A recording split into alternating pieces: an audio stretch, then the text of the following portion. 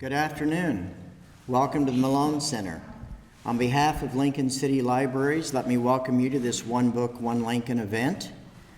Every year we choose a book to be the one book for one Lincoln, and this year it was Americana by Chimamanda Ngozi Adichie. And along with that, we have programming. And today our programming is dealing with an idea that came out of a previous program, which was the idea of the single story.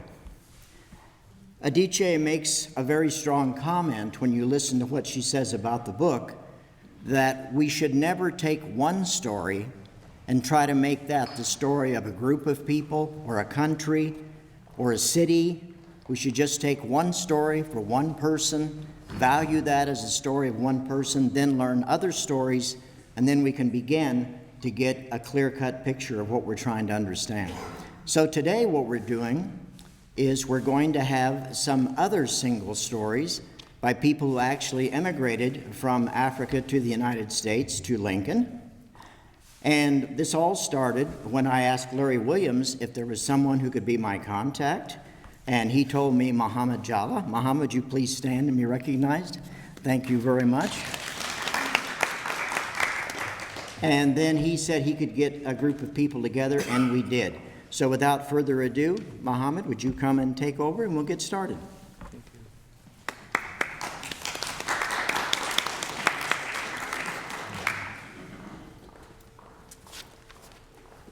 Well, how is everybody doing this evening? Good evening, It's pretty exciting to be here this afternoon, to be able to draw panelists from all across Africa.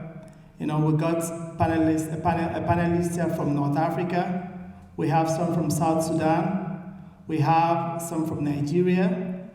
We were supposed to get somebody from Zambia, but she couldn't make it here tonight. But I think we got a pretty good draw for this program.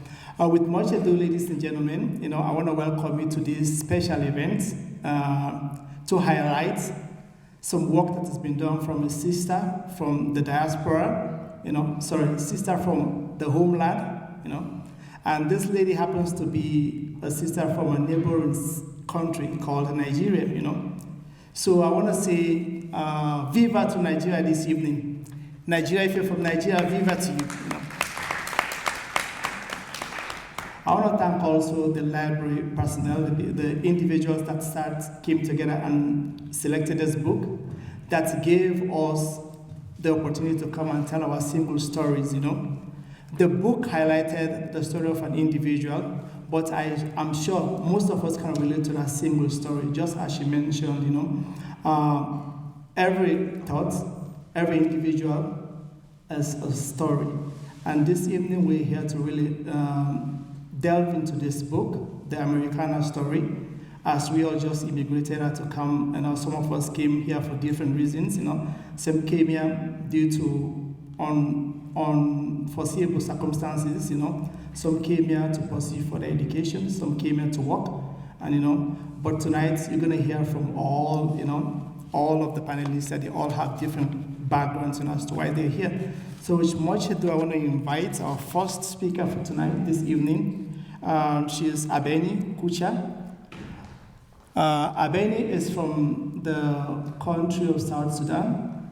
She's a single mother who fled the war out there and found herself in Lincoln. She's been here for quite a bit. She called Lincoln her home. She is an author, a publishing author. She is the author of the Tears from Mother, right? Tears of a Mother. So with much ado, I want to invite Ms. Abeni Kucha to the podium.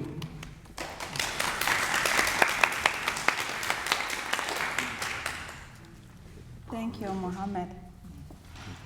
I didn't know I would be the first one to speak. I didn't know my number in the list. I just got the message last week and I wasn't really prepared for it, but I knew that everything belongs to us and we can do it. I was born in a small village called Bor in South Sudan.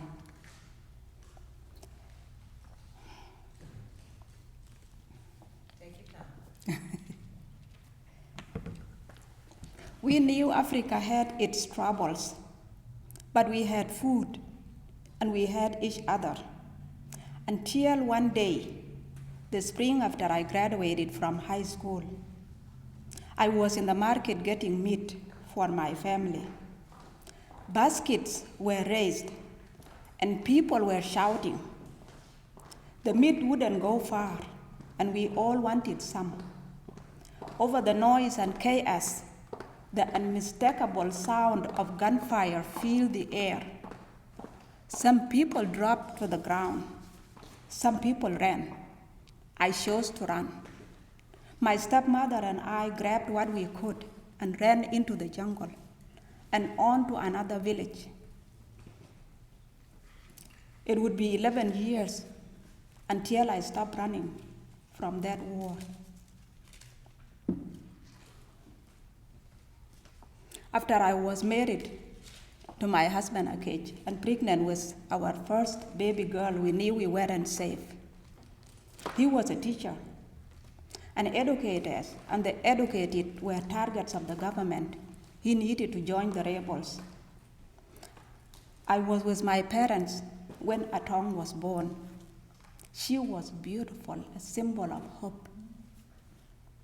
My parents decided I would take my 12-year-old sister, Adol, and live with thousands of others migrating to Ethiopia.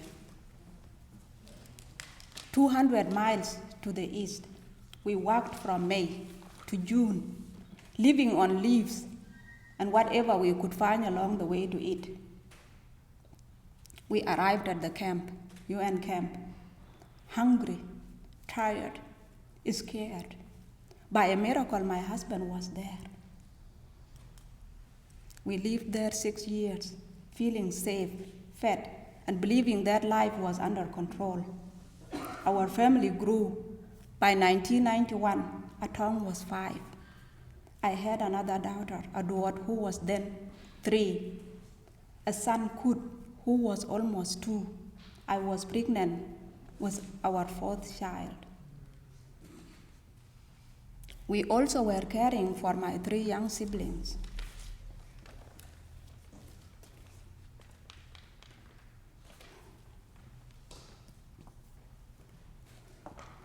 But in 1991, I found myself running again, pregnant, and 6 children in my care, and a husband I had to leave behind. The war had found us in Ethiopia. This next journey back to Sudan was to test everything I knew about hope and strength. Traveling with the little one was difficult. My youngest daughter held my skirt. My brother carried the baby, and I balanced a sack of sugar and flour, our only means of survival, on my head. As we ran, one day, shots rang out, and thousands of refugees ran for their lives.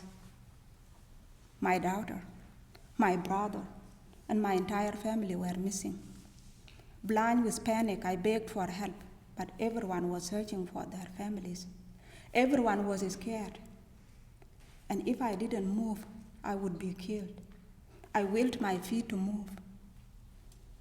As we ran, we came to the river, a very dangerous place because you can easily fall into the large holes elephant makes in the bottom and drown in the current. My belly was huge, my 2 hands on the big bundle on my head. I crossed the riverbed, searching with my toes for danger. Each step was for my younger daughter and my infant son. I missed a step and plunged into a hole, sinking quickly down to my neck.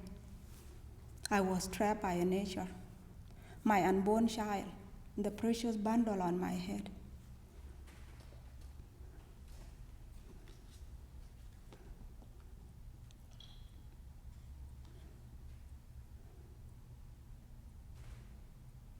I watched in the despair as other children were drowning around me. I scanned the opposite bank for someone I knew, someone who I had entrusted with my children's lives. Guns were blaring in the background. Everyone was running. Reality had become so dark. It blocked out the African sun. I prayed. I was injured but managed to limp to the other side. People were calling, thousands of people were calling for their loved ones. Panic was everywhere and it continued throughout the night. I finally found my children. I had hope, but that hope was challenged very quickly. Word soon came that all of those who stayed behind are dead. My husband had died, fighting for his family and his people. I needed to grieve but couldn't. There was nothing left to do but stumble forward.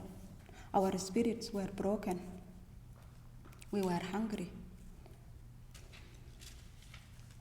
We battled nature, hunger, bullet, sickness.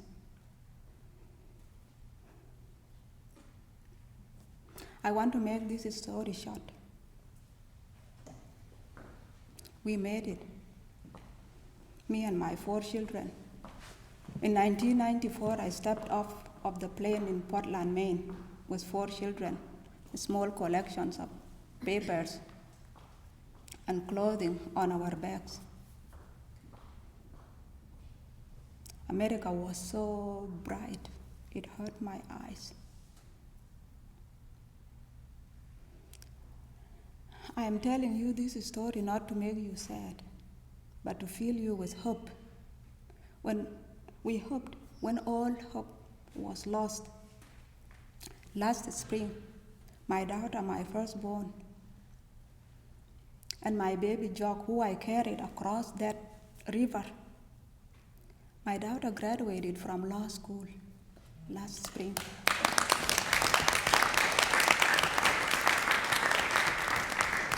And my Jock, who I carried in my belly across that river, received his high school diploma in North Star here in Lincoln.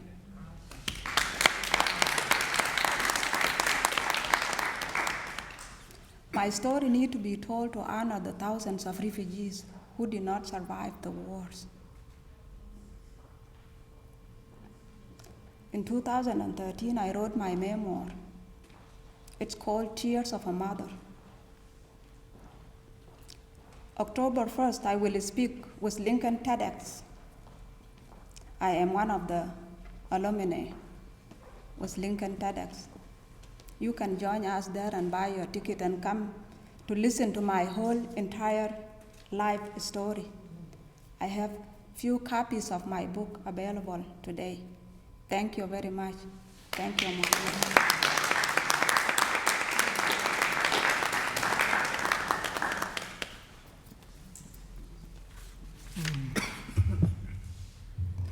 Very compelling story. Thank you very much, Sister Abeni. Let's give her a round of applause again. I think this is very moving, you know. This is just a classical example of that. Not when there are no hopes, there are always going to be hope somewhere. When one door is closed, many more are open, You just have to believe and keep pushing. This is the reason why we're here tonight. So I want to invite Mr. Clement Asa to the podium, please.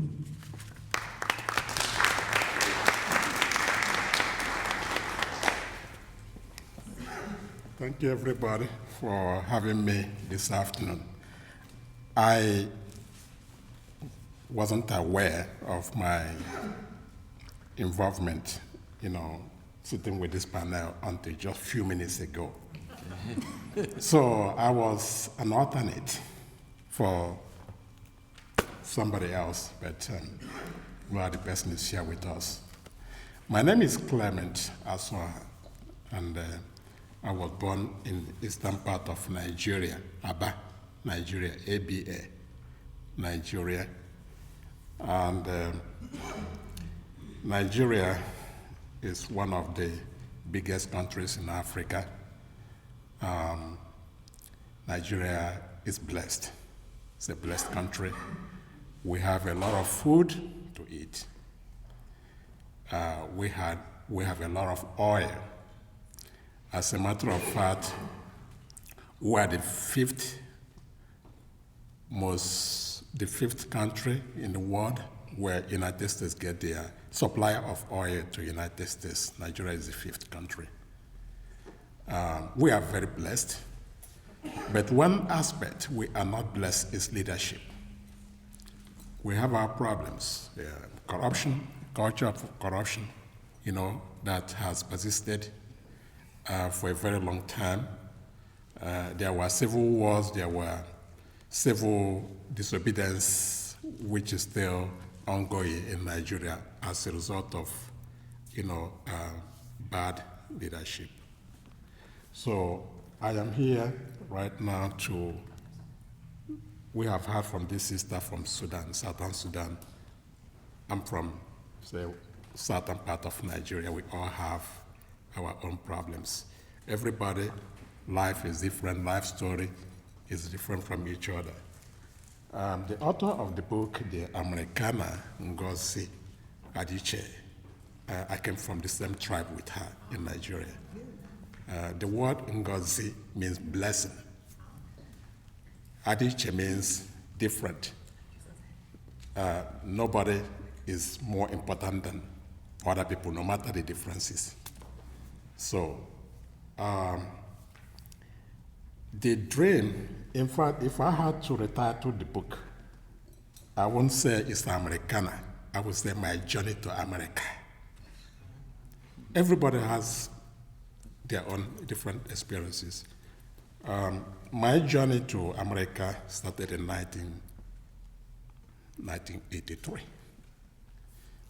I had no intention to come to this country. I had no intention to go anywhere other than Nigeria, because at that time, Nigeria, the economy was booming. Everybody was very happy. People that came to America to go to college, once they finished their bachelor degree, they go back home with the first flight available. So for us who were there, we were very, very comfortable. Our currency was the most valuable currency in the whole world outside of British pounds, Nigeria currency. But now it's nothing to American dollars. So my journey started in 1983 when I met somebody, a casual individual in a casual situation. He asked me, "Where did you go to college?"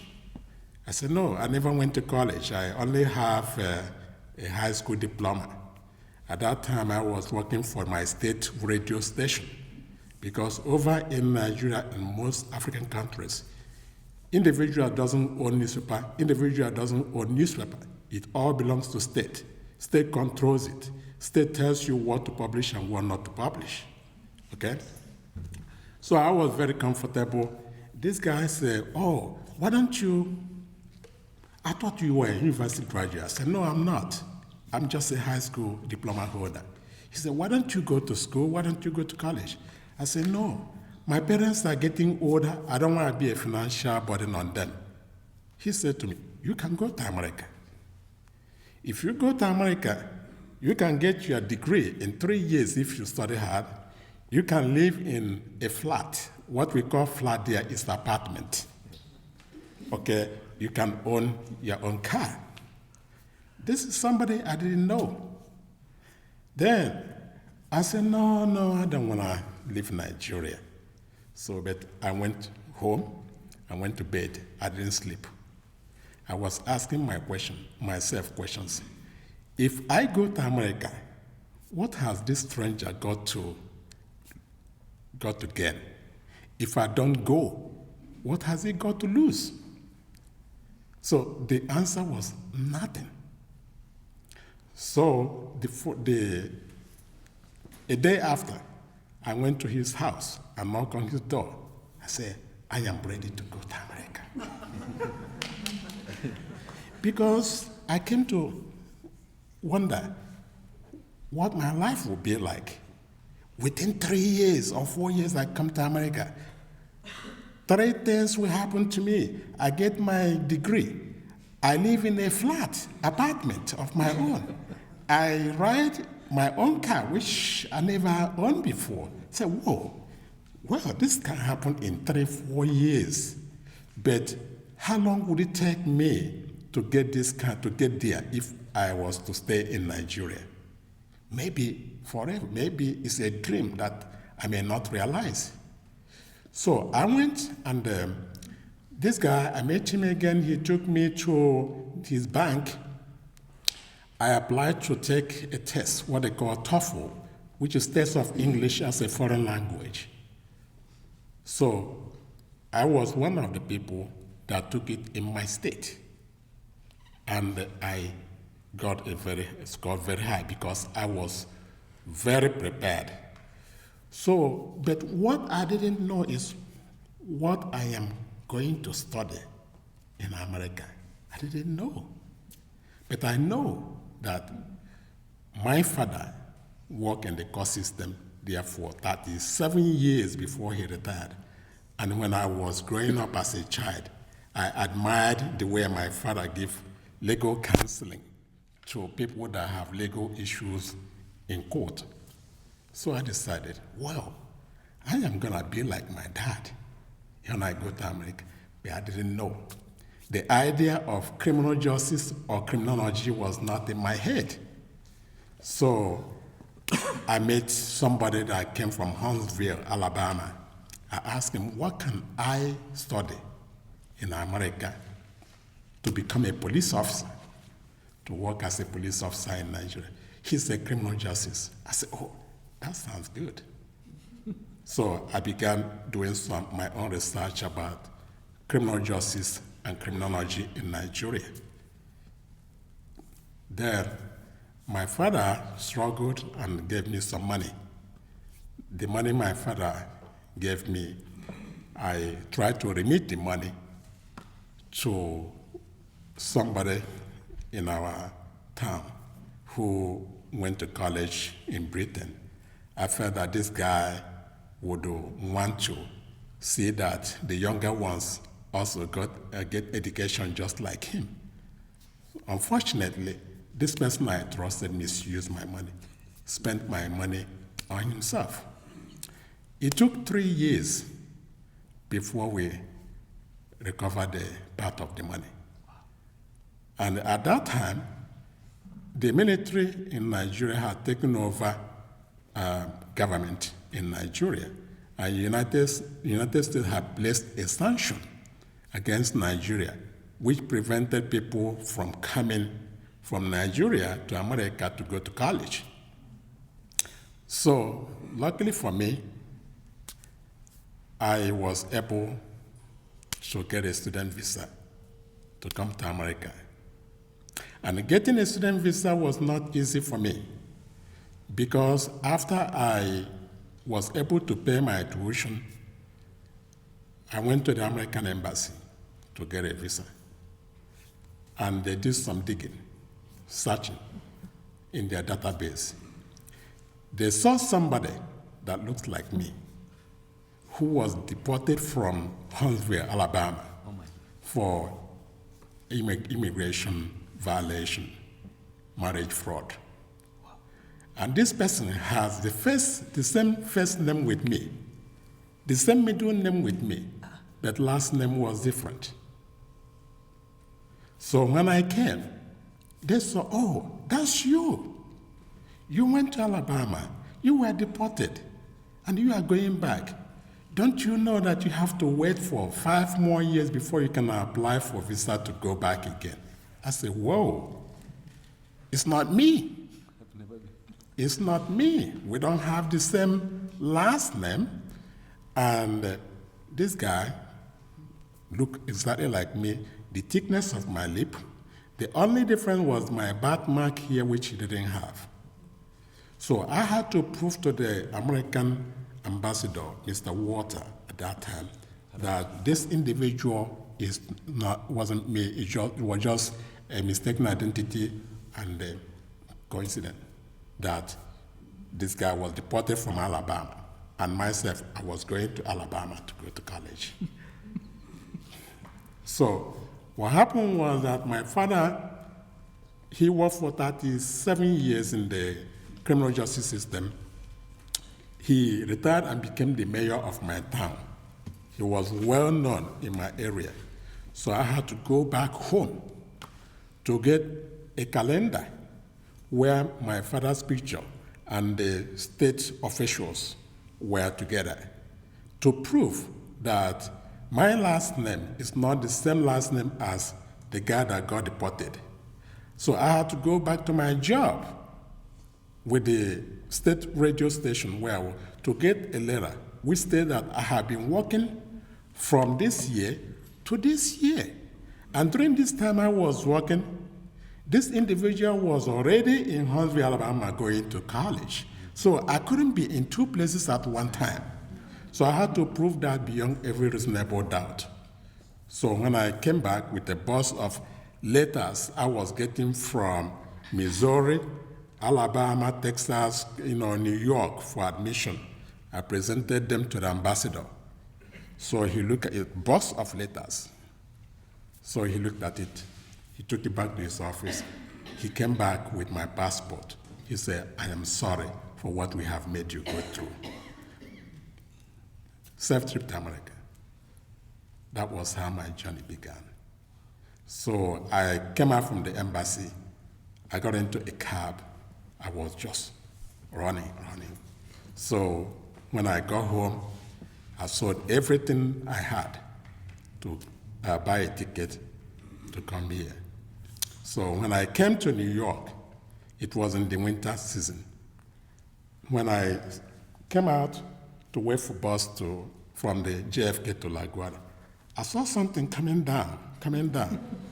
I said, what is that? I thought, it's raining again. I was worried that I didn't have a winter, like a raincoat. When I got it, they said it was snow. That was my first time seeing snow before. Then when I got inside the bus, I saw a lady, the driver. I said, wow, a woman is driving this car. This bus, a woman. It was my first time seeing a woman driving a bus before. So that really made me say, whoa, this country is different from the rest of the world. It's different in a positive way. 1 month after I came to America, my father died. And my father was my sponsor. He died. And because of the situation that changed rapidly to bad in Nigeria after the military took over power, I wasn't able to come here with enough money. I only had $300 in my pocket. $300 was everything. And some of the money we recovered from the guy that took my money, which was $1,600, because it took 3 years to get the money back from him. And at that time, our money had been devalued. It was nothing to dollar. So that money was like $1,600. It was deposited with my school. And when I came here, one thing was that I had a very high hope. When I see everybody driving cars and, happy and everything, I say, well, this is the land of people who, if you work hard, you will make it in this land. So I was very willing to do whatever it takes within the scope of the law to survive in this country. I was a dishwasher. I did everything I couldn't do in Nigeria just to make ends meet. I sponsored myself in college from 2-year college to graduate school. And I first came into Alabama, Huntsville, Alabama. I got into a private school. I was afraid that I may not be able to afford a college. Then I transferred to Missouri. While in Missouri, I achieved my dream. I wanted to work as a police officer, work in the criminal justice system. I struggled. I got my associate degree in criminal justice. Then I went to University of Missouri. Everybody in my study group wanted to go to law school. Some wanted to go to graduate school. I wanted, but I didn't have the money. So what happened was that I aligned myself to people with positive mental attitude. That was what really helped me. And I was studying, and I was in the study group. I took LSAT, got accepted into law school at the University of South Dakota in Vermilion.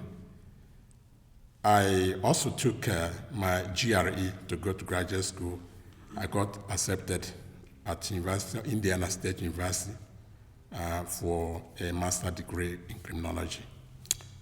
I got my bachelor's from University of Missouri in criminal justice, my bachelor's, master's in criminology from Indiana State University. And academically, career-wise, I would say that I have been able to achieve my goal. Given the type of work I have done, I have worked as a correctional officer at Indiana Youth Center, Indiana, was my first government job. Mike Tyson did his 5-year time at that prison. I was there, Mike Tyson was there. Mike Tyson left that prison in April of 1995. I left the same prison in May of 1995.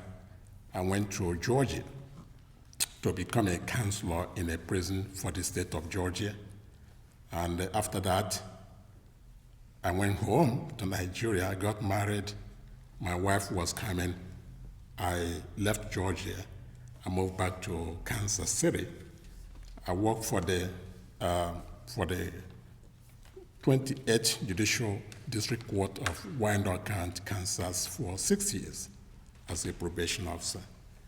And then from there, I worked for the Justice Department, worked for the FBI, and after that, I transferred to work for Department of Homeland Security in Burlington, Vermont.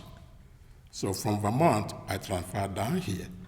I work here with Department of Homeland Security, and I do background check on individuals that want immigration benefit to make sure that terrorists and the criminals does not get benefit.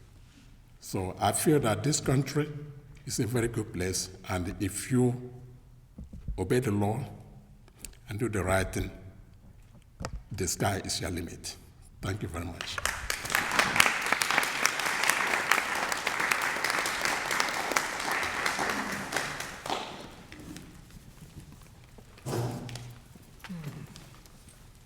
Thank you very much, Clement. I think that was a lot for somebody who was not prepared, who just got vetted for the position a few minutes before the event started, you know. Thank you very much, Clement. That was great. Now I'm going to call on Mr. Allen. Mr. Allen is one of the youngest, one of the newest Americans or Lincolnites. You know, he moved here 2 years ago. He's from Eritrea. He's got vast experience working with civil service, non-profit organizations in Africa, and you know, I don't want to say a lot. I'll let him do it for himself, Mr. Allen.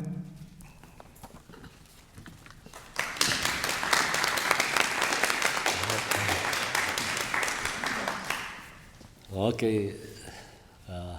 Good afternoon or good evening, ladies and gentlemen. My name is Alan Takaste Tolde. The last name is Tolde. Actually, we use only our first names. We don't use these last names. It's only the Western culture. For us in Eritrea, we called by our first names, Alam. And my father's name is Takaste. My grandfather's name is Tolde, but now with the system, I use my grandfather's name as my last name, so I am called now Alam Tolde. I omitted my father's name just to make. arrangement with the UCSIS when they gave me this opportunity to come to the US. Then I'm from Eritrea. Eritrea is located at the northeastern of Africa, bordering south with Ethiopia, west with Sudan, and the north again with Sudan, east with Djibouti and the Red Sea. Okay, then we are only of a population of about 5 to 6 million, because there is no a real statistics for the population. We were one nation with Ethiopia. Ethiopia is a famous big city with about 100 million population next to Nigeria. Ethiopia is a world Christian country, though they have Muslims. Now they are about maybe 40 to 60 or 30 to 70, but it's dominantly known for its Christian religion, and it's the good ally of the United States. The first, they have a covenant, I think. The king, the emperor, who were overthrown in 1974 by the military junta, Mengistu Haile Mariam, claims that he is a descendant from the Judah or Israelites. So he called the names that he is a select by God. His name is Haile Selassie, means the power of the Trinity. He claims himself as a Jew from Israel. So the Americans have a good covenant with Ethiopia. My country, Eritrea, had never been a country, I'm not using it properly. Okay. A little closer, thank you. Okay.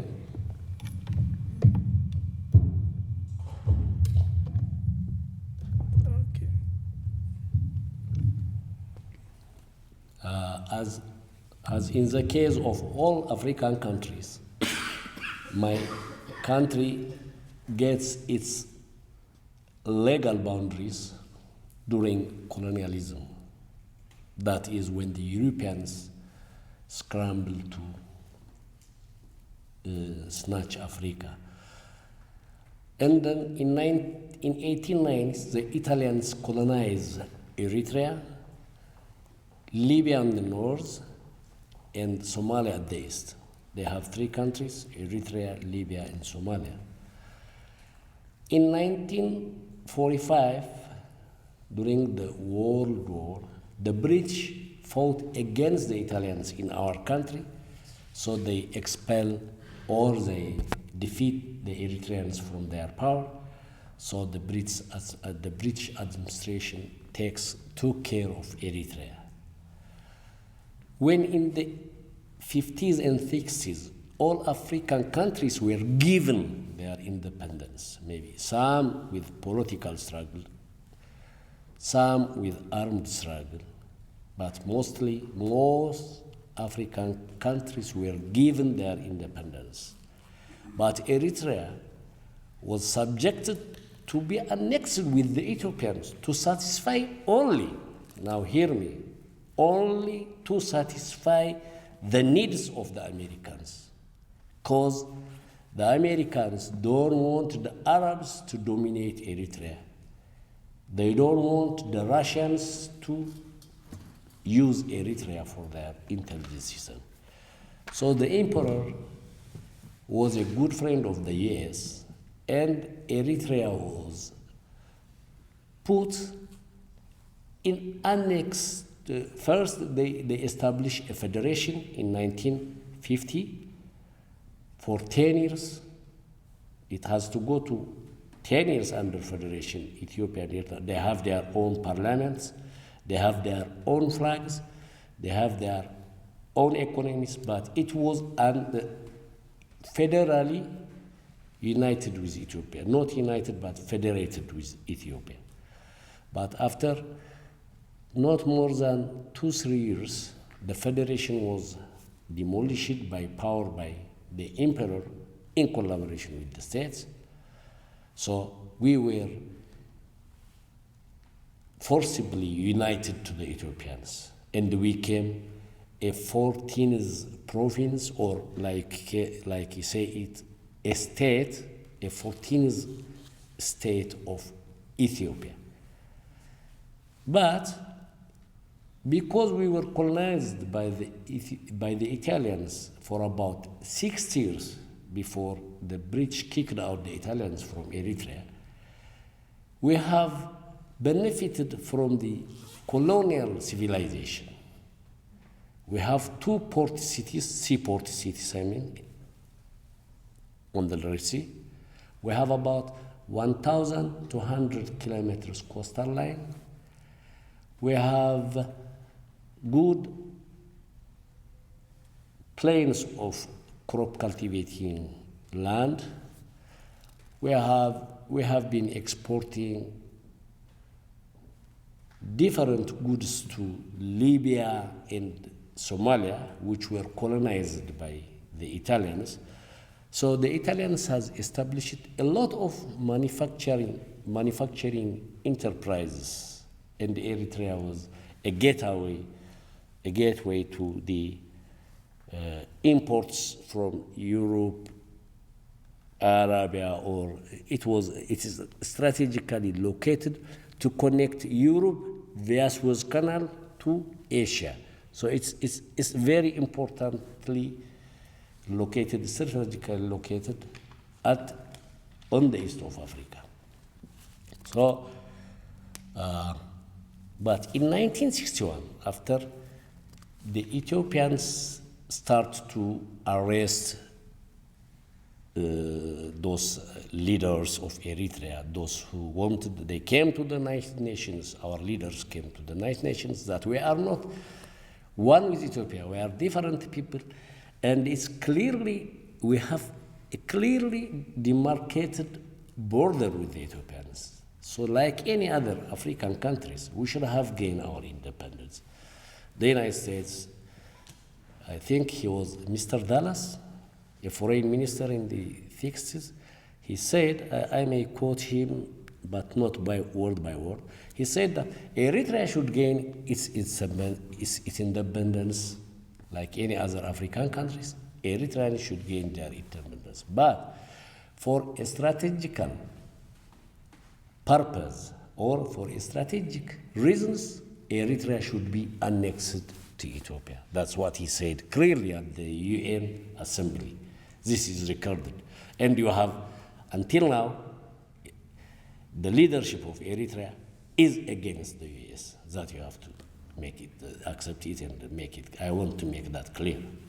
Okay, saying this, in 1961, a group of people started underground movement to oppose the Ethiopian annexion. And then it spread to the students, to the civil servants, everything. 1961, they started armed struggle. So people are going to the bushes starting 1961. And 30 years passed, bloody war, untold bloody war. Nobody in Africa fought like the war we fought with the Ethiopians. Maybe some of the people may know. And to your surprise, the Americans were helping the emperor. The emperor has the US tanks, the US arms, everything, the crafts. They were burning villages, killing and slaughtering people. They do everything. They bombardize. Nobody was supporting us. Because, one reason, because Eritreans were 50-50, 50 Christian, 50 Muslims.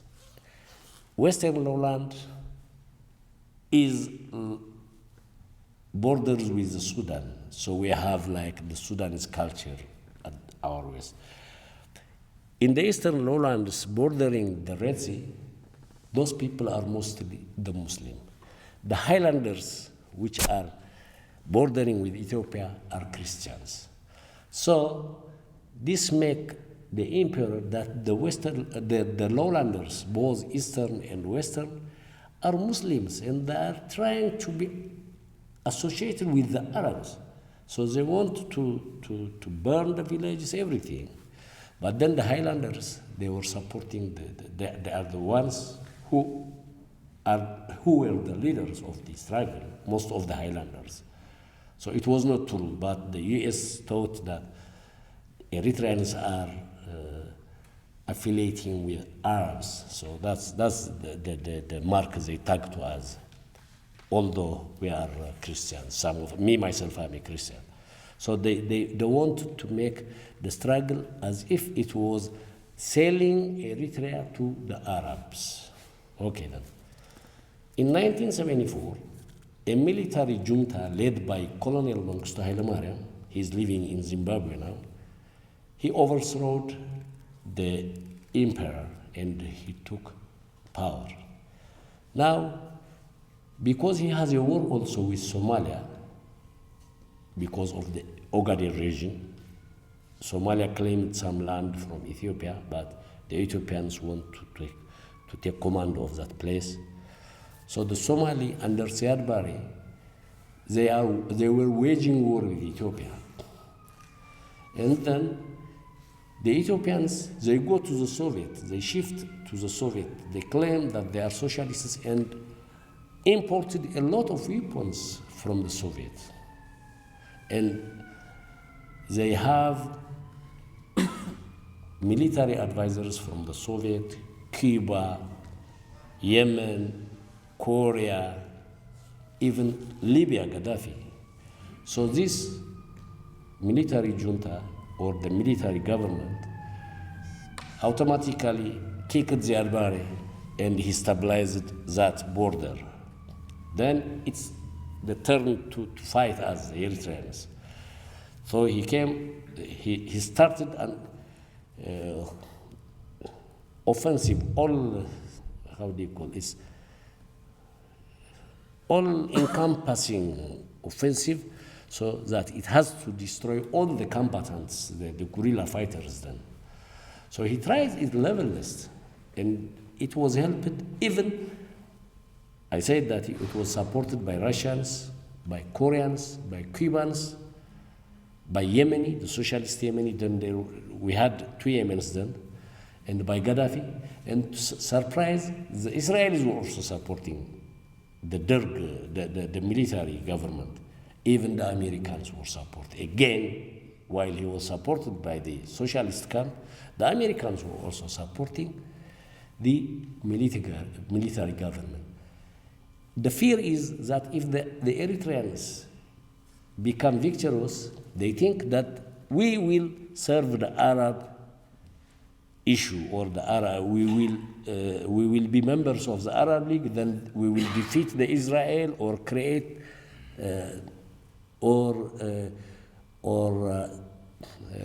attack the American interest on the Red Sea.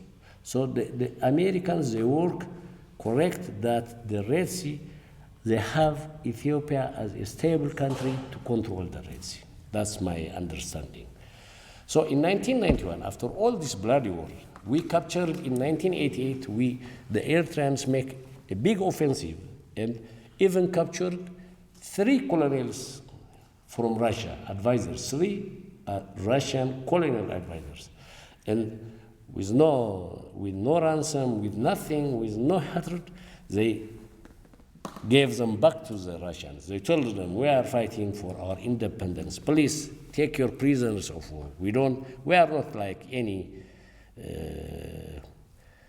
we are disciplined. We have principles. We are freedom fighters. We are not terrorists. We don't kill people. So they handed them. We captured a lot of generals from the America. We took all the tanks. My sister from Africa can know the history, or my brother from Nigeria, or other Africans may know the history. We captured tanks. We captured all these Stalin organ long-range mortars. So we fought the Ethiopians. We kick and overthrow we kick out the military government from both Eritrea and Ethiopia, because there is the now in power party. It was also a guerrilla for Ethiopia. We supported them, we trained them, We went to Addis Ababa with our tanks, which we captured from the Ethiopians, with no assistance from nobody. No one from any part of the world has supported a single weapon to the Eritrean cause.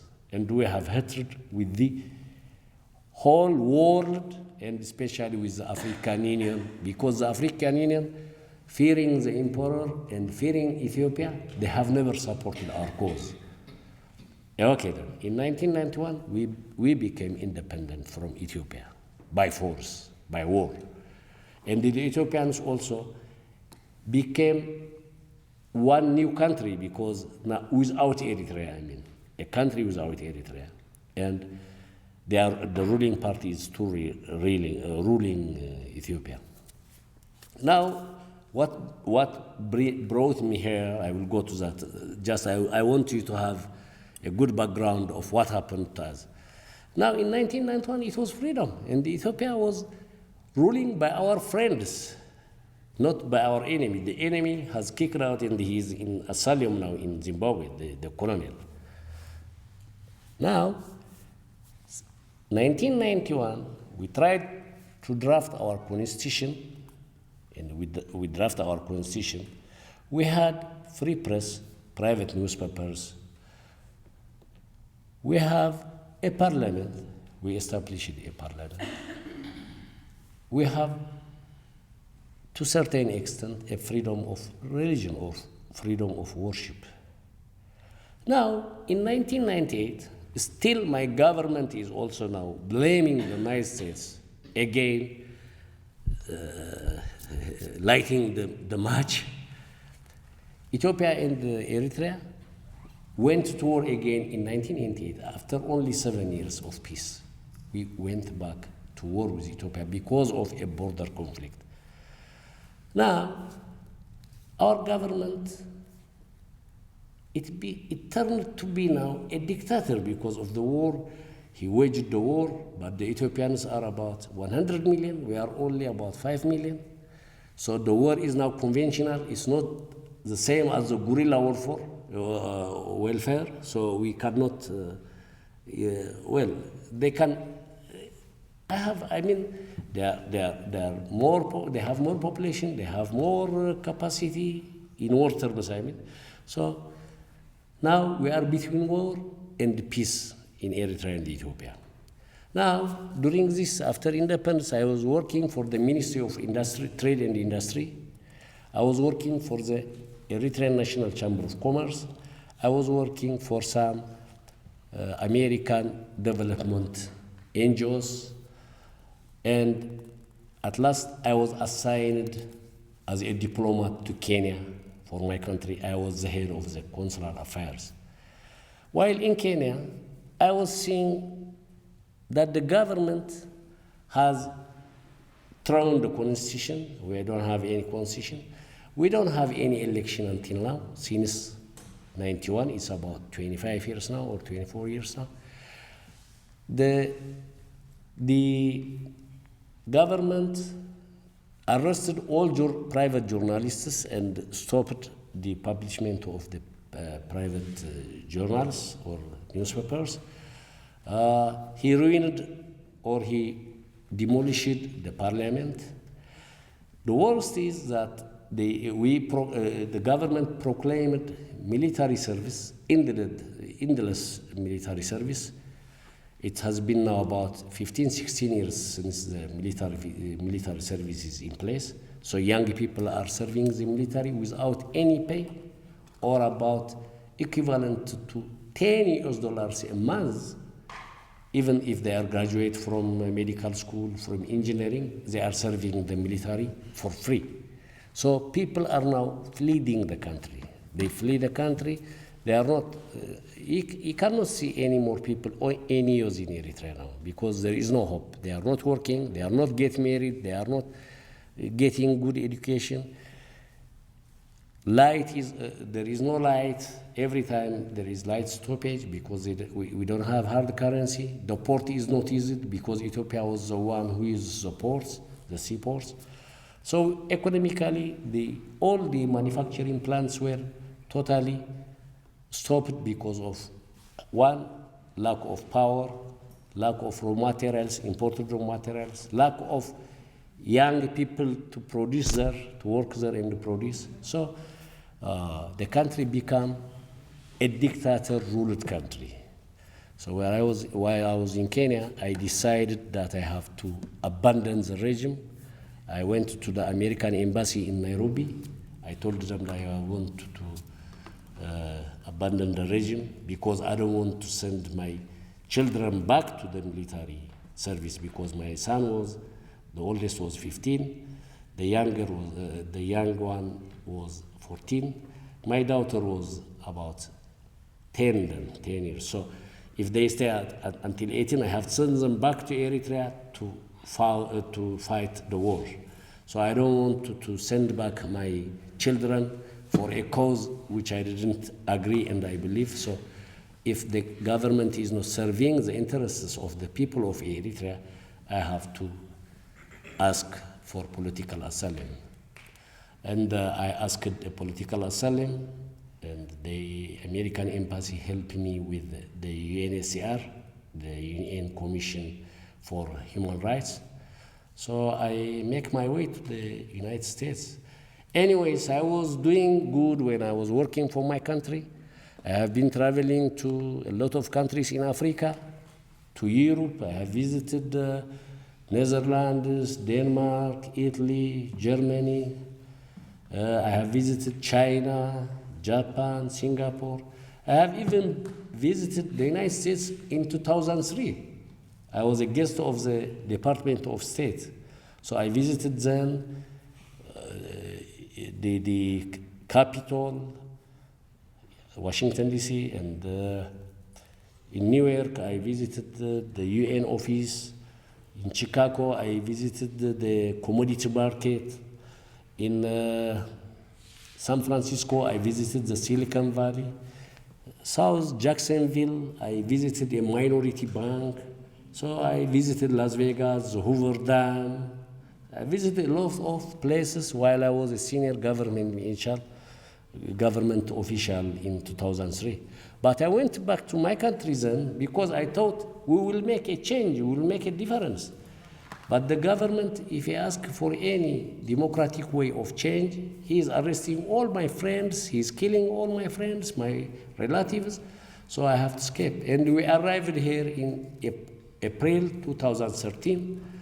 Thanks God, I thank the people and government of America. Now, in 2 years, my first son in 2014 graduated from Northeast with academic honor, and he get a certificate of excellence from President Obama. So he is at UNL. He completed his first year in computer engineering. His brother, he's only younger than him a year. He also went to Northeast. He finished last year, the same, with academic awards from President, and he's joining UNL, the same. They are good in mathematics. They have good in mathematical background. So he is also joining his brother. He is a freshman at UNL now in computer science. My daughter, she is 15. She is also going to UNL. She's a student. She's in 10th grade now. Me, well, I thought that I have a lot of experiences in trade promotion, in business development, in community development, but when I came here, unfortunately, I couldn't have any job which I have thought I would be fit in. Anyways, now I'm getting older. I will turn 59 soon. So my plan is now to get my children get educated, and now I am working at the UNL in the custodial services. My wife also joined me recently at the custodial services. I'm taking,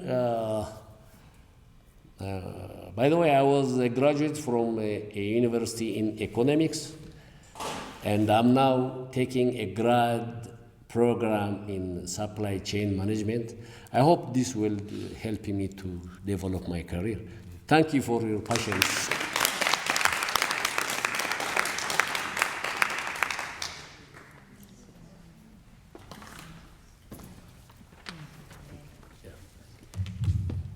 Thank you very much, Alem. I think the next person on our agenda is going to be Hope Mpimne. Hope is one of our youngest Lincolnites. So we did it deliberately. We wanted to get a mix of demographics. We wanted to get people on the upper part of the age spectrum. I wanted to get somebody also from the lower part of the spectrum to represent his ideology and maybe tell us his Americana story. So Hope Mpimne.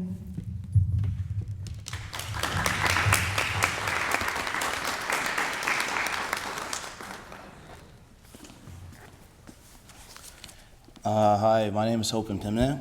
I am currently an undergraduate student at the University of Nebraska. This will be my last semester, and I've been studying biochemistry and political science. Those are my two majors. Well, I come from like the perspective of healthcare. I want to be a physician, and the new terminology I've discovered myself using is that I want to be a politician through the lens of medicine. And so today I wanted to talk to you guys a little bit about what that means for me and what the idea is behind that. And it's just a relationship, and I want to talk about the overall theme that I want to talk about is the relation of healthcare and social injustices. I pulled up an article. I like to be grounded in facts and literature and research. I mean, I'm a scientist. So I pulled up a quick article that's published in the Journal of Medical Ethics and History of Medicine. This is a publicly available article. You can find it at the nih.gov. The key thing that I wanted to talk about with it is just the idea of what medicine is. Essentially, this article talks about healthcare is a triad, and there's three things involved. There's your physical health, there's your mental health, and there's your social health. And often, our society today forgets about the importance of the other two members of the triad, essentially. And too often we think about, healthcare is talking about going in and talking to a doctor and being with a doctor or getting education through that means or becoming sick before you get to a hospital. The reality and what I want to study, I'm pursuing a dual degree of MD, PhD, and I want to study public health policy. That's what my PhD will hopefully be. And it's just the idea that public health is just a discipline that says that only about 10% of your health comes in from going into a doctor and whatnot. The other 90% of your health that determines your health is your environment. And what is your environment? It's what's around you. It's the social injustices that exist. And as healthcare providers and as people what is healthcare? Just caring about another human being. That's what healthcare is. And there's elements that ground the discipline and saying that we have to address all three of these things. We can't let mental health go by without being addressed. We can't allow social injustices to exist and believe that we are actually becoming a good healthcare system. And what I wanted to talk about is just the application of what that means as far as a social injustice that exists in Let's start back. Let's go back a little bit. The hierarchy, and just to understand how important healthcare really is, if you start from if you look at the Lincoln Police Department, and that's justice, the justice system. And how would you place the justice system in relation to healthcare? Which one is more important, caring about the people or issuing punishment about the people? Does anyone want to answer that question? Caring about the people. And I'm going to make a diagram about this later on and talk about it more, but just the idea that if we know healthcare is the most, and caring about the people is the most important thing in our society, and the foundation of which states and places it at on top of the hierarchy, why is it that we don't have enough politicians coming from the lens of medicine and lens of healthcare? Why is it that if you look at the actual way the infrastructure of Lincoln is set up, when you talk about who the boss of the police system is, it's Tom Cassidy. Who the boss of, and his role is working within the Department of Health and Human Services as the public safety director. That's his job. And yet he's the person who's on top and is basically the boss of the chief of police, which is Chief Pashong. And so that basically means that the legal system is underneath healthcare. Healthcare is the most important thing in our society, caring about other people. And so why is it, this is where the inconsistency comes from. Why is it that when you look at the legal system, within the legal system are judges and lawyers? Why is it that judges and lawyers, who are essentially at the bottom and they're very important, but at a social hierarchy of what our society says is most important is caring about people? Why is it that we are having people who are trained to enforce and incriminate people and issue punishments? Why is it that those individuals are 9 out of I like to make sure all research comes from empirical observations. So when someone says, I've observed probably 90% of the people who become politicians and become people who rule our country are becoming our lawyers, Obama, and all the presidents that basically have legal training. And very few of them, I don't even know if there's one person who was a doctor and became president of the United States. But the problem, what I'm trying to show you guys, is that our legal justice system has, at the bottom of what our society values as the most important thing, has found a way to make the politicians, people who make the laws and determine policy, come back and to the top of the hierarchy, which is healthcare, and dictate policy to healthcare. Does anyone understand that concept? How powerful is that? And that's when we start talking. And the issue with the law is that it says this is the law, and so once it's broken, you have to be punished. Without understanding, we need to care about people first. And from that perspective,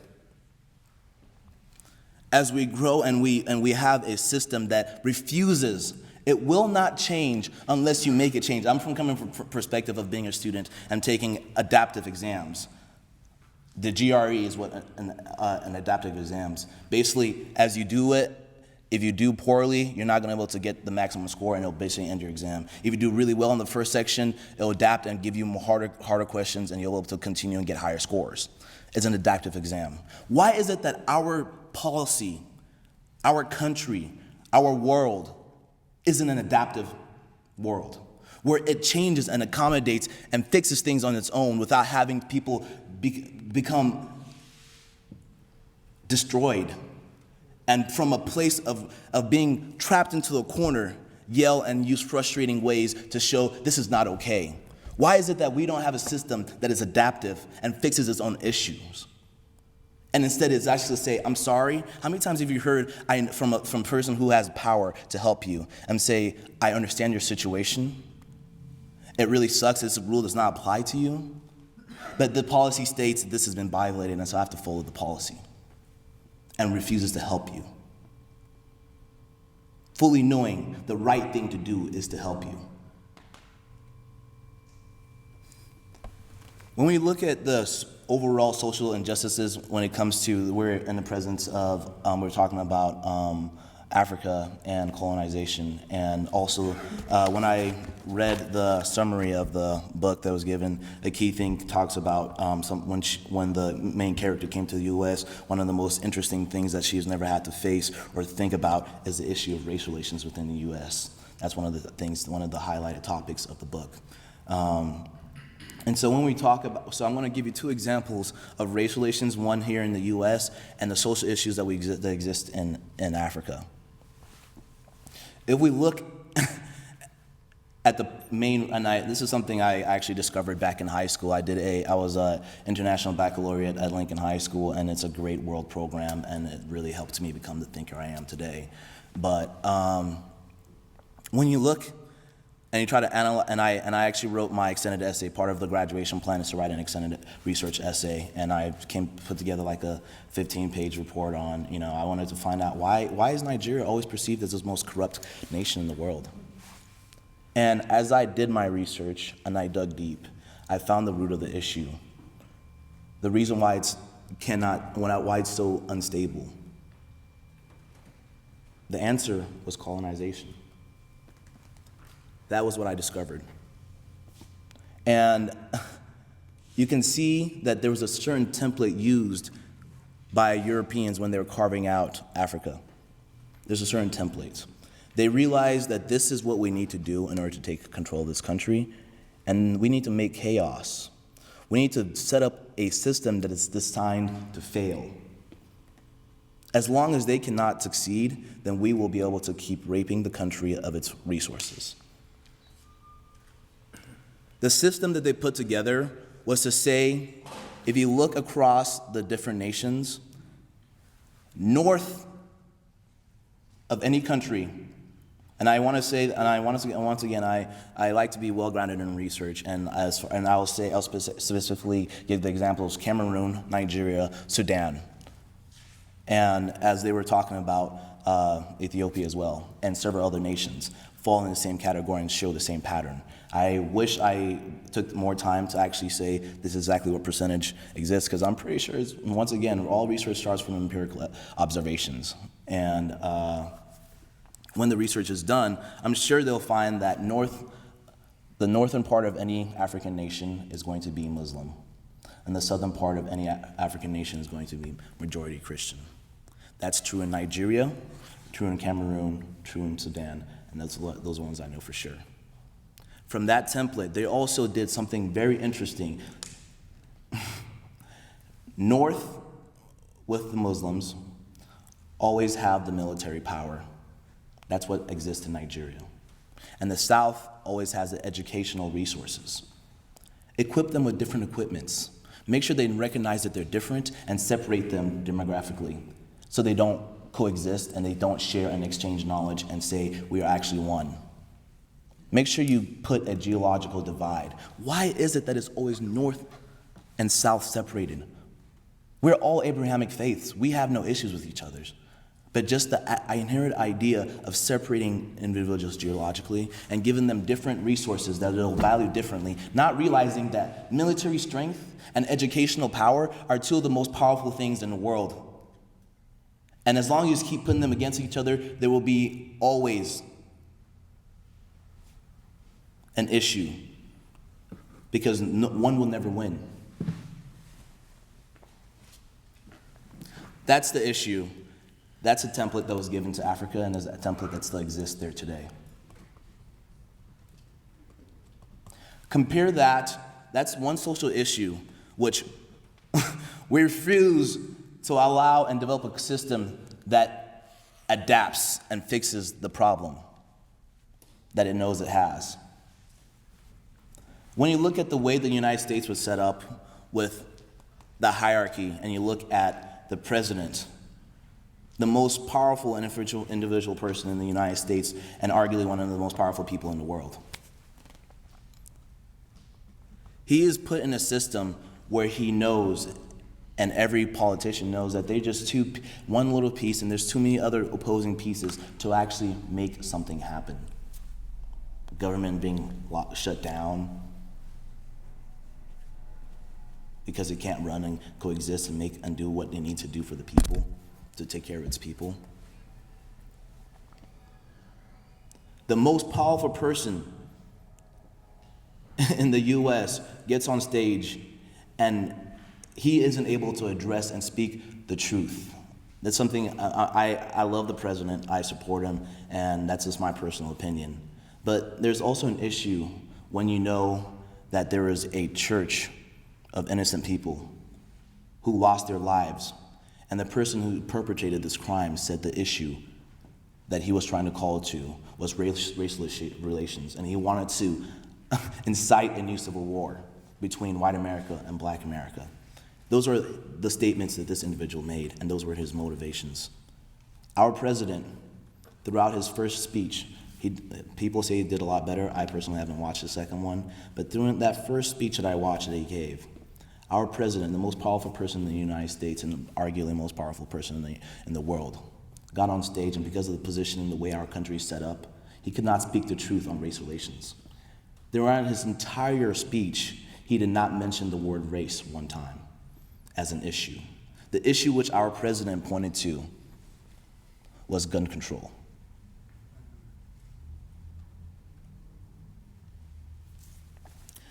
In addition to that, when you look at overall race relations, it's truly horrendous in this country.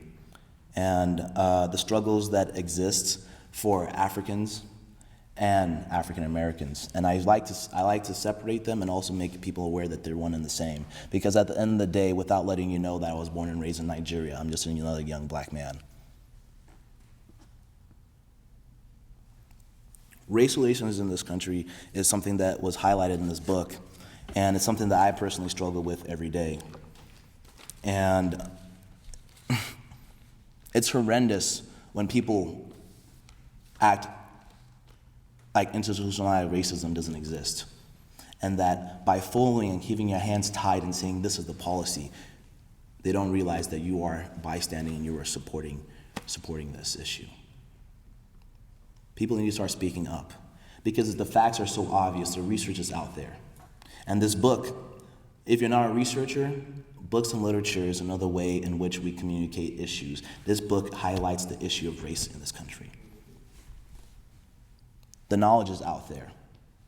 And the question is, why do we refuse to do anything about it? UNMC, if you look at UNMC, it's the I wrote something.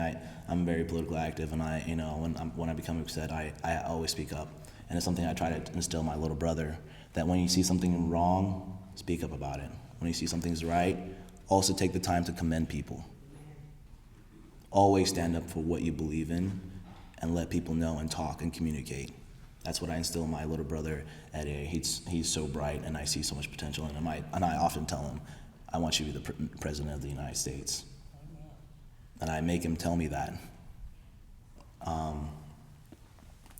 But when you look at race relations in this country, and you look at UNMC, the example I'm trying to give, UNMC has research. I've been given a fantastic opportunity to become the principal investigator on my research topic, and I'm not sure how familiar you guys are with the research, but basically it's going to be published under my name. It's my own thing, and I've worked really hard to get, IRB, Institutional Review Board approval, and all that stuff for it. But the topic that I'm talking about is the recruitment and retention of underrepresented minorities to UNMC, our premier medical institution here in the state of Nebraska.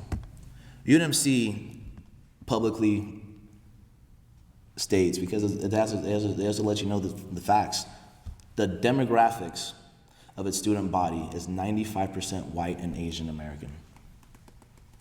Let that resonate for a second. UNMC, Nebraska's premier medical institution, has a student body of 95% white and Asian American. Remaining 5% is what UNMC defines as underrepresented minorities. That's African Americans, that's Latino Americans, that's Native Americans, that's biracial, and that's people who say other because they don't want you to say, oh, because of this race, this person doesn't fit. Those 5 groups account for 5% of UNMC's population, student body. And once again, this is another empirical observation. I'm becoming really good to be able to separate what is research and what's empirical observation, and I like to let people know that. And I'm sure the research is out there. I just have to find the exact number.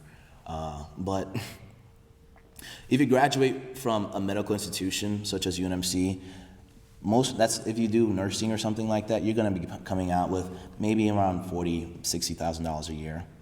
That's above the poverty line. If you graduate from a medical institution, you're making like 100, maybe more. A lot of them make a lot more than that.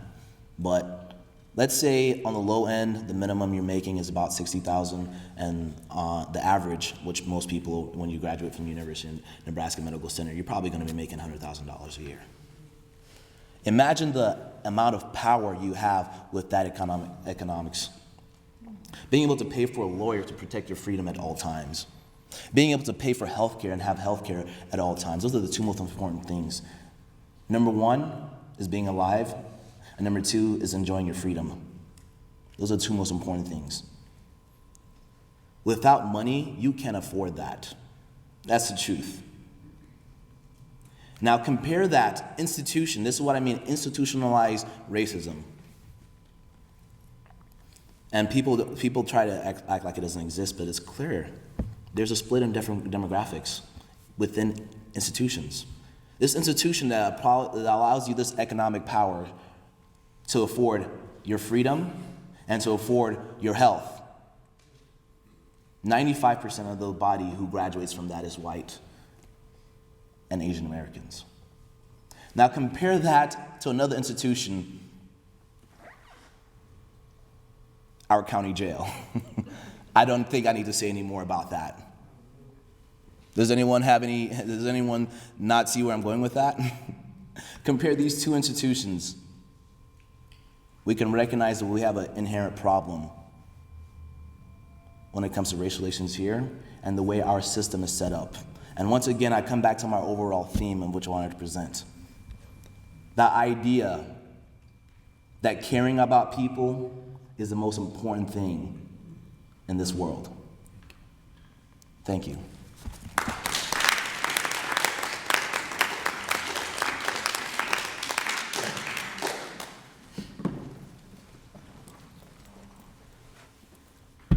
Thank you very much, Hope.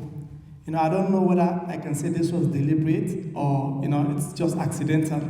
That is the story of a lady that's in our midst right now here. That's the story of Veronica Mbimne. That's her story, I asked her, I said, Veronica, can you speak? She said, I can't speak. I said, okay, can I have Hope to say something? She said, yeah. I said, bingo, So that's her story, that lady over there,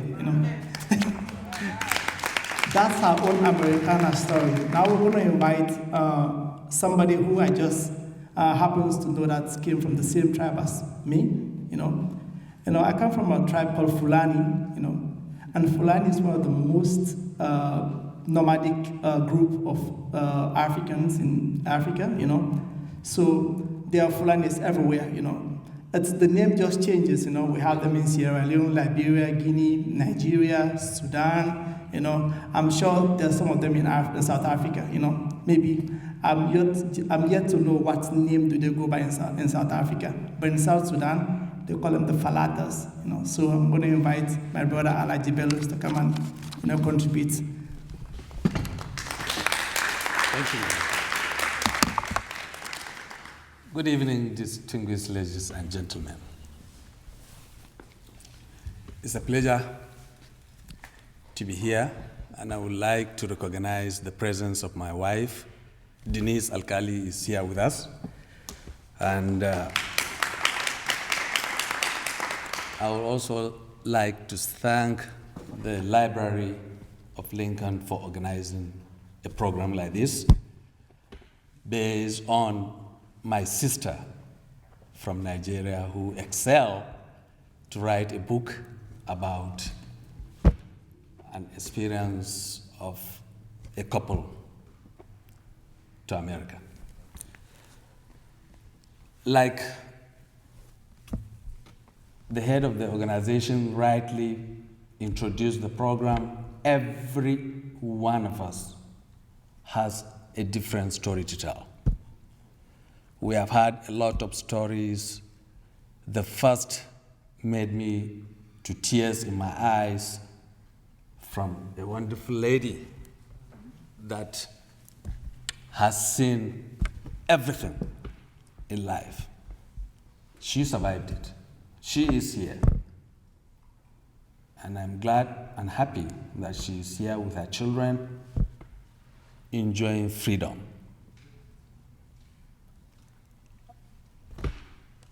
I am from the northern part of Nigeria. You have spoken about the north of Africa, how the colonialists wanted us to be. Okay, what is happening here, young man, he may not know, but I am old enough to know that civilization, when it came to Africa, wherever you see a country that has a port, like all those in the coastal lines,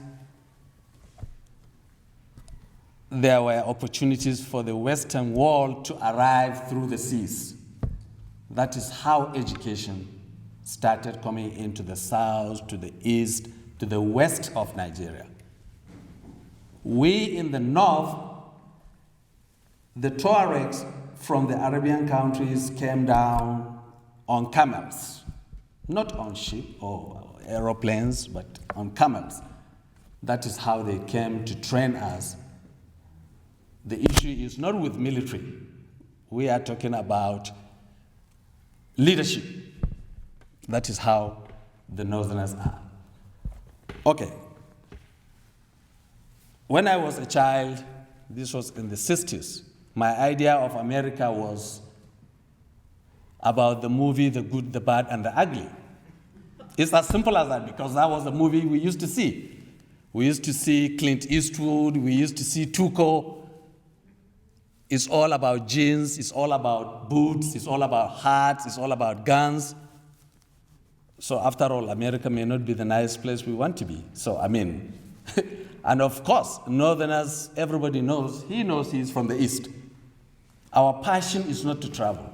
Like he said, I'm a Fulani man, I'm a nomad. All I do in my life is tend to my animals, my farm, and a family. That's all we are trying to do in the North. I have no business traveling anywhere. I have everything. When people from the south, the east, the west are going for greener pastures, I think I have pastures in my land. That's why I love Nebraska, because every time I travel within Nebraska, I see farmlands, I see cattle, I stop for turkeys to cross the road. Oh, it's beautiful. It's beautiful, okay. Then I graduated to Soul Train, Dallas, the soap opera that touched the world, you know. Beverly Hills Cop, Coming to America by Eddie Murphy. You are talking about Pretty Woman and everything. So America is just a beautiful place for me to visit, not for me to go to school, no. Just for me to visit, believe me. So I finished my school, started working in Nigeria, worked to the level of a federal government director. I worked in an institution as an assistant registrar. And then suddenly I found myself in the aviation industry in Nigeria, which is an industry that nobody, I repeat, nobody can describe what it is like. Because when I started in 1991, we had an airline, Okada Air Himeno, that has 34 airplanes that were flying. Today, there is no single aircraft flying. Who can tell me, who can explain what is the situation? Nobody. I worked to the level of a general manager, got up to the level of a director in an airline. But believe me, my heart bleeds, because our major problem we could not understand is just lack of sincerity, the corruption we have always been talking about, and lack of fear of God. That is all. You cannot tell me you have 34 airplanes flying. Today you don't have anything. Check yourself out. We have so many airlines. I have seen it. For 22 years, I said, I've been working in an airline. So in 1994, I got so entangled with a crew that came to fly my boss. My boss had a private jet. It's an Israeli-built aircraft, but could only be flown by Americans. So they got into Nigeria to fly my boss, and that was how I got entangled with them, because I was given the responsibility of taking care of them. Then we got talking. For 3 months, they were flying the private jet. We got so interested together. We became so friendly, so fond of ourselves, till they got back. Then one of them invited me. I told you, we don't care about traveling. I had a passport. I had a brand new passport. All I am going to the embassy is a friend has invited me to go and visit with his family. I got to the embassy, boom. The woman said, no, you are not qualified to go to America. I said, thank you, ma'am. I collected my passport, put it back in my pocket. That was all. As far as I'm concerned, it's no big deal. I came, told myself, go back, young man, continue to work, raise your family. One day you will go to America. Then in the midst of my job, I started reaching to a position, managerial position, that you have to go negotiate airplanes, negotiate how to repair an aircraft, negotiate for the spare parts. That made me to travel London, Spain, Switzerland. By the time I got back to the American embassy, they could not say no to me because, hey, I have a passport full of visas. And they approved for me to come to America. That was 2004. My journey started 2004 to the United States. As a visitor, I didn't come here in search of greener pastures. I didn't come here as a student. I was working in an institution that all I need to do is write a letter and say, hey, I want to go to New York. And they will issue me a free ticket to go to New York. I earned it because I also fly other people free of charge in Nigeria. So, I mean, it's a two-way process. I started coming to the United States. My friend was so kind, so nice. He is still alive. He is still in Texas. I'm still in touch with him. Then suddenly I got ill. Okay. So, what do I do? No Medicare, no insurance. And of course, how much was remaining out of my pocket money? Maybe $1,200. And I needed a big surgery. Big, massive. So, I have a friend in Charlotte, a medical doctor from Nigeria. Believe me, 2004 in Charlotte, there were 51 Nigerian consultants. I got in there, and he said, oh, small thing, let me contact a friend of mine. He contacted somebody, and then before I could say Jack Robinson, I was in the hospital. I was operated upon. Believe me, when the woman saw me, she asked of everything that I have. I told her, she just shook her head. You are in the right place at the right time. I will see how I can help you. And that was it. I had a surgery of $18,000. I had only $1,200 in my pocket. How am I going to pay? But miraculously, because I believe, and where I am coming from, everybody knows, when you believe, is you believe that there is God somewhere. And that's it. And God took good care of me. I had the surgery. I had to go back home. I continued what I was doing. Believe me, I never thought in my wildest dream, if somebody said to me today, I'll be standing here because I live here, I will look at him and tell him you are stupid. Because I don't need to. When wherever we're coming from the north, we are contented with our lives.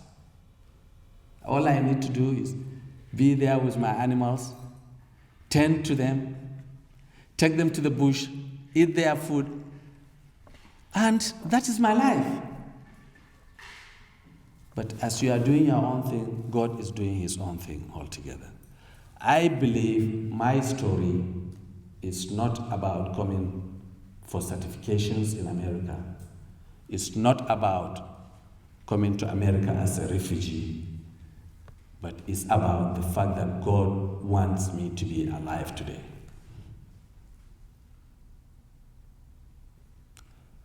I met my beautiful woman 3 years ago. We started a relationship. And I never thought I will leave and stay here. But God has been talking to me, telling me, remain here, remain here, remain here. And what happened? In December, I was diagnosed with a heart problem. One of my arteries was blocked. I had to add a stent. I can tell you, if not because of the special grace of God and the special grace of what America is today, I will not be standing in front of you talking to you. That I can tell you. I worked all my life. I had family. But like he initially mentioned to us about Nigeria's problems. He brought it up again about Nigeria's problem. I don't want to talk about Nigeria's problem because Nigeria's problem will never end. We have tried. For 50 years, I know when I was a child. I know when United Nations had to give me milk to drink. I know when I had a school that you could go to, they will give you uniform, give you food, give you pocket money to buy peanuts. We have none today. But we have individuals that can steal $100 million and stuck it in a bank account. So how do you think I, as an individual, or any one of us here could settle the problem in Nigeria? It's only God who could do that. And I think He is tired of us. We have a new government in place. We hope, possibly maybe, something much better will come to play. We are positively optimistic with the person we have at the head of government. He has zero tolerance on corruption. Something may come up in the future for Nigeria. But as of today, there is a problem that whoever that has the opportunity to be here today will definitely take that opportunity. I didn't get out of Nigeria because of the problems of Nigeria, but I want to believe God sent me out of Nigeria because He wants me to be alive today. So, what I will urge or suggest to the library to do, for the 3 years I decided to relocate to the US, what my observations are, whether here we are, we have somebody like this young lady who is very promising. We have refugees that come into the United States and beautifully and lovely being accepted by America. We have people coming in legally into the United States. We have people coming in illegally into the United States. We have asylees. There is need for us to sit down, create a program of awareness to these people. If we can get 50% of these people to become working citizens, the economy of America will be better more today than what it is. I mean, you have people that are coming from a minimum wage of $100 a month, and you are giving that person $1,500 a month. What do you expect him to do? He will go bonkers. That's exactly what is going on today. But if you have an orientation whereby you tell them, look, the life situation is different from where you are coming from, we will all be somebody like this lady writing a book today. All I want is to see people walking so that the society we live in today will be a better place.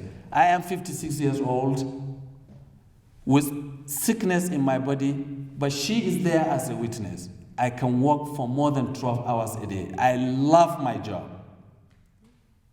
Whatever I was doing back home, I have come here and I brought myself down to become a driver. I work for the GPS transportation company. Our business is to do with the Department of Health and Human Services. I'm not a cab driver, but we take their clients to their appointments.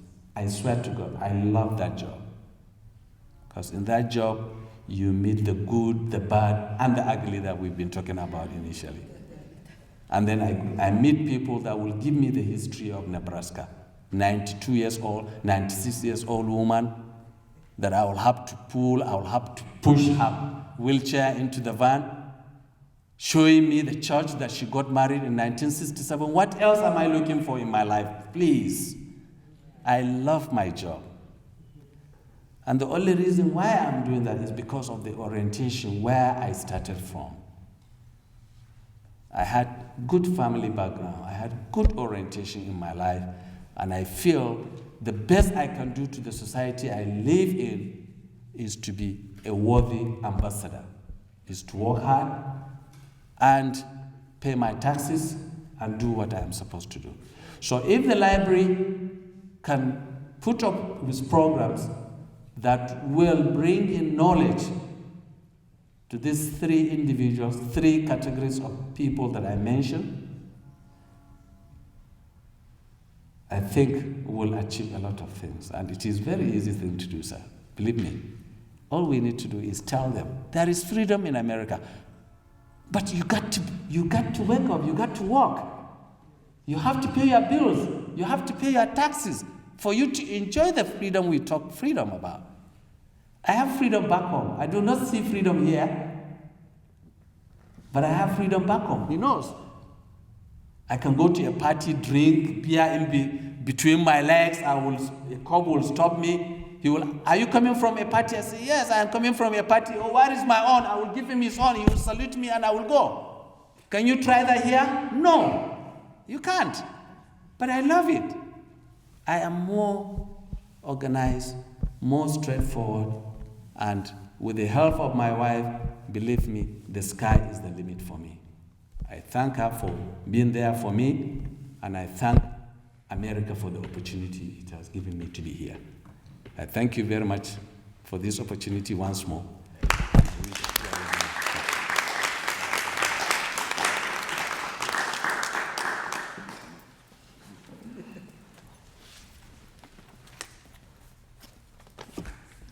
Thank you very much, Mr. Bellows. Now we're going to invite our last panelist for the evening, who is Mrs. Carolina Ngo. I was trying to stay away from last names, I didn't deliberately with Alem. I didn't want to chop the last name, so I stayed away, but I think, did I do a good job? The last name? Okay, good.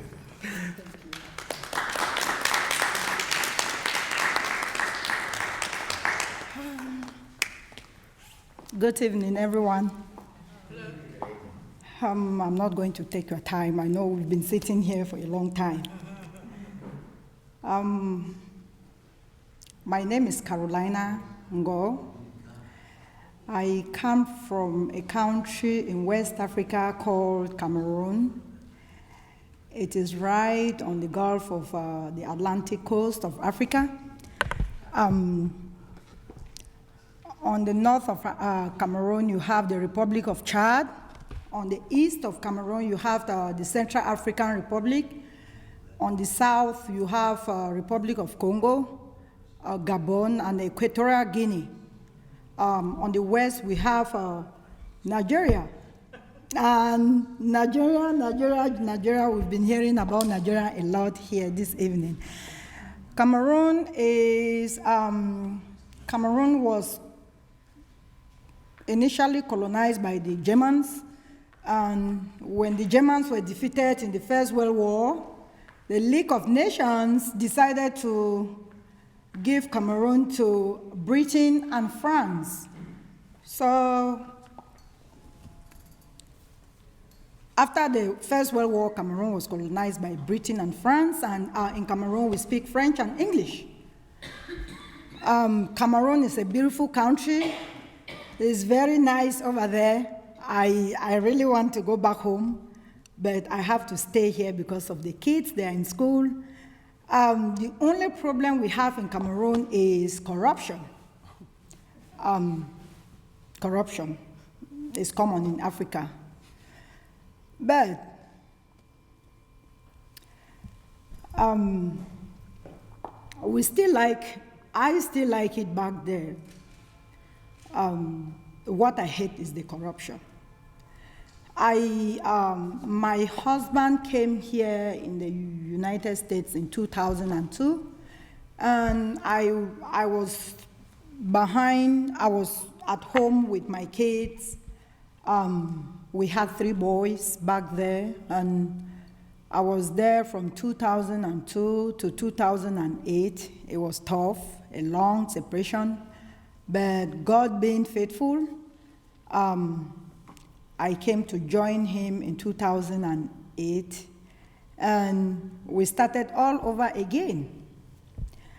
So when I came from Africa, over there in Africa, I was a teacher. I taught for 8 years. And when I was coming here, I thought, I want to continue with education and work with the schools. I love working with kids.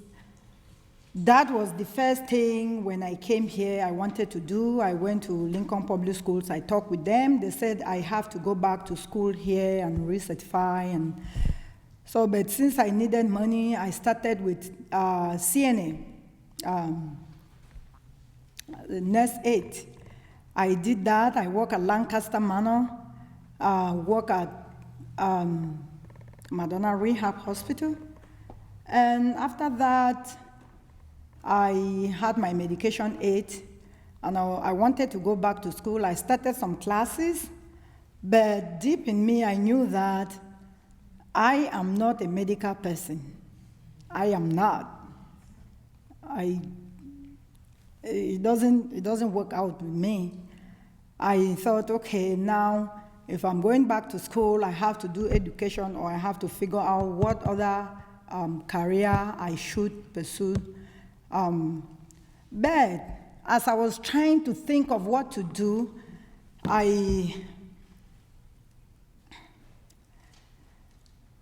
I needed money, and I had to work. So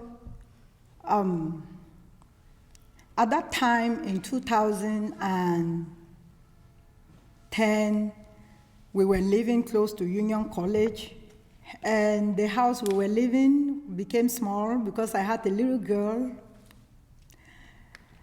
And we thought we should get a home that is our own and stop renting.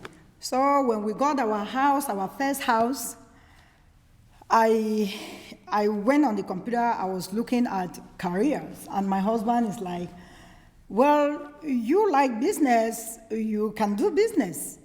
Real estate is business. I said, what's real estate? He said, well, the guy that sold us the house, it was easy, you can do it. And I hold on the word of God that says, with God, anything is possible.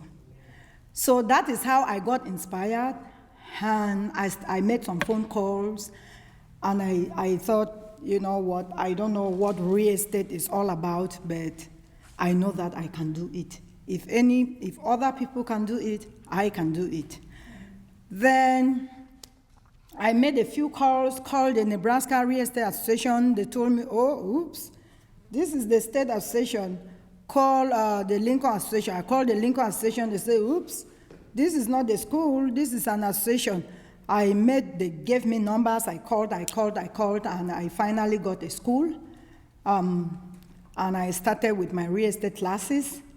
And after working at Madonna, I got my license, my real estate license in January 2012, and I was very excited, but I didn't know what I was getting into. I thought it was as easy as just selling houses and getting money, but it was going to be, dealing with people, emotions, counseling, everything. Because real estate some people make the biggest investment of their life. You have to be there to work with them, to counsel with them, to help them make the right choice and help them get a good deal. So when I got my license, I thought, I would just quit my job because I have a business now. But it was not easy because you have to look for your own business. If you don't make a transaction, there is no commission, there is no payment. So I went out and I got a job with Lincoln Public Schools, and I worked with them while doing real estate as part-time. And until May of this year, 2015, I decided to quit my job, and I'm selling real estate full-time now. So far, God has been so good. He has blessed me. People now know that I am in business. A lot of people that I have done business with them, they are very, very appreciative, and they love the work I do. They refer me to their friends, family, church, everywhere, and I have been so blessed, and I am selling real estate full-time. As you can see, I have my banner and everything right there. I deal with new constructions, commercial buildings, apartment, multi-families, and Home Depot is on the market now, if you didn't know. 17 million for 800 and something. Home Depot on 27th Street is on the market. So,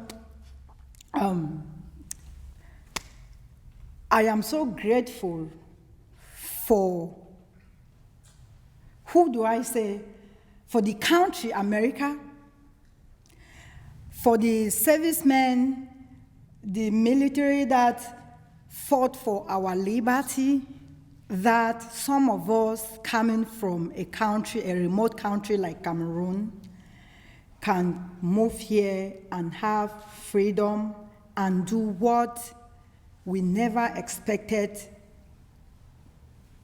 that is possible. But with the system being simplified and things have been made at the reach of everybody, like my brother said, if you work hard, you earn it. There is no reason somebody will say, I will live on welfare, I will not work, I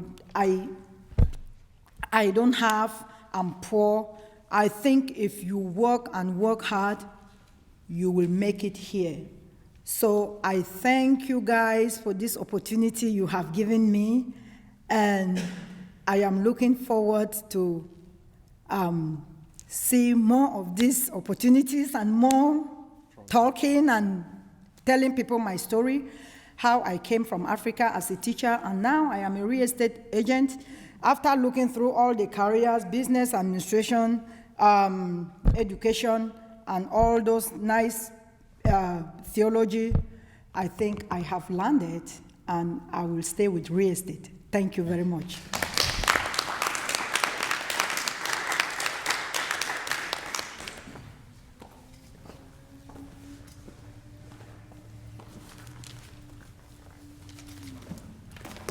Wow, what a nice way to spend 2 hours of our Sundays, you know? Isn't that wonderful? Let's give our panelists a round of applause, please. I think there's one clear thing to draw from everything we've heard this evening, that every one of us here is an Ifamelu, you know? That's the character that was portrayed in the book, Americanus. I think we've all done a great job. You that were sitting out there listening, I think it's going to be your own turn to really ask questions to the panelists, if you guys have some questions. Yeah, we'll try to keep the questions kind of short because it has been a long time, but we really appreciate these people telling us their stories, giving us their talks, and helping us get some more perspectives about the book and about Africa. So let's give them all a hand one more time, okay?